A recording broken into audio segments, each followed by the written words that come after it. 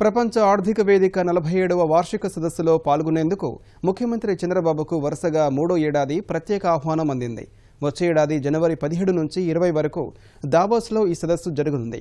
బదులిచ్చే బాధితులతో నాయకత్వం అనే ఇతివృత్తంతో జరుగుతున్న ఈ దఫా సమావేశాల్లో ప్రత్యేక ఆహ్వానితునిగా పాల్గొని సదస్సును ఫలవంతం చేయాలని కోరుతూ ప్రపంచ ఆర్థిక వేదిక మేనేజ్మెంట్ బోర్డు మెంబర్ ఫిలిప్ రోజియర్ ముఖ్యమంత్రికి ఈ మేరకు లేఖ రాశారు. ప్రస్తుతం జెనీవా పర్యటనలో ఉన్న ఏపీ ఆర్థిక అభివృద్ధి మండలి ముఖ్య కార్యనిర్వహణాధికారి జాస్తి కృష్ణ కిశోర్ను స్వయంగా కలిసిన డబ్ల్యూఈఎఫ్ ఉన్నతాధికారులు ముఖ్యమంత్రి చంద్రబాబుకు సంబంధించిన ప్రత్యేక ఆహ్వానాన్ని అందించారు. ప్రపంచ ఆర్థిక సదస్సుల్లో పాల్గొనడం ముఖ్యమంత్రి చంద్రబాబుకు ఇదే కొత్త కాదు.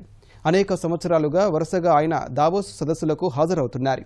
ఉమ్మడి ఆంధ్రప్రదేశ్కు ముఖ్యమంత్రిగా పనిచేసిన కాలంలో, ఆ తర్వాత ప్రతిపక్ష నేతగా కొనసాగిన సందర్భాల్లో కూడా Chandrababu Naidu World Economic Forum సదస్సుల్లో పాల్గొన్నారు. డబ్ల్యూఈఎఫ్ సదస్సుకు ఆయన మోడరేటర్గా వ్యవహరించిన సందర్భాలు ఉన్నాయి. ఈ వేదికల మించిన ఆయన ముఖ్యమంత్రి అనేక విదేశీ ప్రతినిధుల్ని ఆకర్షించి ప్రపంచం దృష్టిని ఆంధ్రప్రదేశ్ వైపు మళ్లించగలిగారు. దావోస్ సదస్సుకు ఒకరోజు ముందే జ్యూరిచ్ వెళ్లి అక్కడ అంతర్జాతీయ వాణిజ్యవేత్తలు, పెట్టుబడిదారులతో కొన్ని ద్వైపాక్షిక సమావేశాలు జరపడానికి అధికారులు ముందస్తు ఏర్పాట్లు చేస్తున్నారు.